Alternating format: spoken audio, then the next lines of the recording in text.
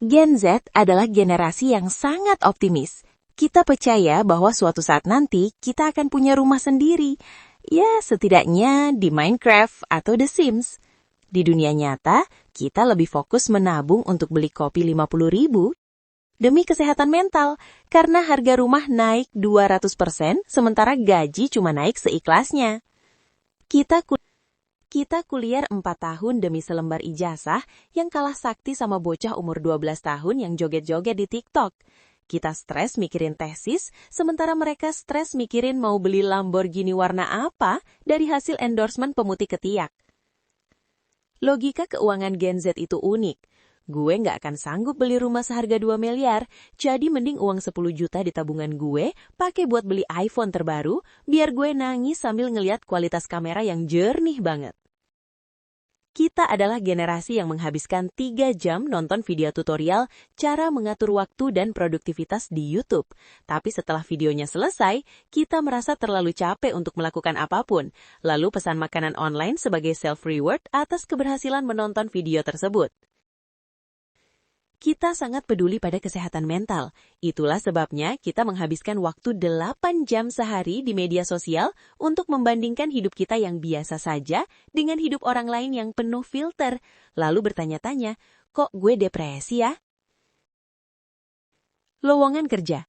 Mencari fresh graduate maksimal 22 tahun dengan pengalaman kerja 10 tahun, menguasai 5 bahasa asing, dan bisa mengendalikan elemen api. Gen Z, oke, tapi gajinya cukup buat bayar parkir mall kan? Gen Z bisa memecahkan masalah kompleks lewat teks, memes, dan emoji. Tapi kalau disuruh pesan makanan lewat telepon atau angkat panggilan dari nomor tak dikenal, tiba-tiba kita kena serangan panik seolah-olah sedang diinterogasi FBI. Banyak dari kita yang belajar teori makroekonomi serumit labirin di kampus. Tapi ujung-ujungnya keahlian yang paling terpakai di dunia kerja adalah cara bikin konten estetik biar produk jualan di TikTok Shop nggak kelihatan kayak jualan. Kita sangat takut data pribadi dicuri pemerintah atau korporasi besar. Tapi di saat yang sama, kita secara sukarela mengunggah foto nangis close up lengkap dengan lokasi GPS dan curhatan masalah keluarga di close friend Instagram yang isinya 200 orang. Gen Z berhasil menciptakan inovasi hubungan yang paling membingungkan dalam sejarah manusia. Situationship, di mana kita melakukan semua hal yang dilakukan orang pacaran. Tapi kalau salah satu menghilang, kita nggak boleh marah, karena kan kita nggak ada status. Kita adalah generasi yang bisa menghabiskan waktu 5 jam duduk di kafe dengan laptop terbuka, hanya untuk mengetik 2 kalimat di dokumen kerja, dan menghabiskan sisa waktunya riset apakah kucing bisa melihat hantu lewat wifi gratis. Cita-cita kita adalah work-life balance, tapi prakteknya adalah kita bekerja sambil rebahan di kasur sampai jam 2 pagi, lalu bangun jam 10 siang dengan perasaan bersalah, lalu menenangkan diri dengan belanja online. Siklusnya muter terus, sampai tagihan pay later datang menyapa. Kita sadar banget kalau screen time 10 jam itu nggak sehat. Jadi, kita memutuskan untuk detox sosmed selama 2 jam, lalu menghabiskan 3 jam berikutnya menceritakan pengalaman spiritual detox tersebut di semua platform sosmed yang kita punya. Ironisnya dapat, kontennya dapat. Gen Z adalah generasi yang paling rajin belajar financial planning lewat thread Twitter dan konten YouTube. Tapi rencana pensiun kita yang paling realistis sebenarnya cuma satu. Berharap orang tua kita nggak tiba-tiba hobi beli tanah atau ketipu skema investasi bodong di grup WhatsApp keluarga. Kita menyebutnya quiet quitting sebagai bentuk perlawanan terhadap kapitalisme. Padahal sebenarnya kita cuma melakukan pekerjaan sesuai deskripsi tugas dan gaji. Tapi bagi perusahaan, melihat staf yang pulang tepat waktu dan gak cek email di hari Sabtu itu rasanya seperti melihat tindakan kriminal kelas berat. Isi kepala kita, gue harus jadi entrepreneur sukses, punya passive income dan keliling dunia sebelum umur 30. Realita tubuh kita, jalan dari kasur ke kamar mandi aja rasanya kayak mendaki Gunung Everest. Mending pesan makanan lewat ojek online aja, meskipun restonya cuma di depan komplek. Profil LinkedIn kita penuh dengan kata-kata seperti highly motivated, fast learner, dan creative problem solver. Padahal problem terbesar yang kita selesaikan hari ini adalah memutuskan mau pakai filter apa untuk foto makanan tadi siang agar terlihat seperti orang yang hidupnya sangat teratur. Kita menggaungkan body positivity. Tapi, kalau mau posting foto ke Instagram, kita butuh 15 menit untuk mengedit jerawat, menyesuaikan pencahayaan, dan mencari filter yang membuat kita terlihat seperti manusia yang tidak pernah terpapar polusi Jakarta. Kita menerima diri apa adanya, selama filter itu masih ada. Kita merasa sangat dewasa karena sudah punya aplikasi investasi. Tapi tiap kali harga kripto atau saham turun 2%, kita panik lalu menjual semuanya, cut loss, dan uang sisanya malah dipakai buat beli merchandise konser biar hati tenang.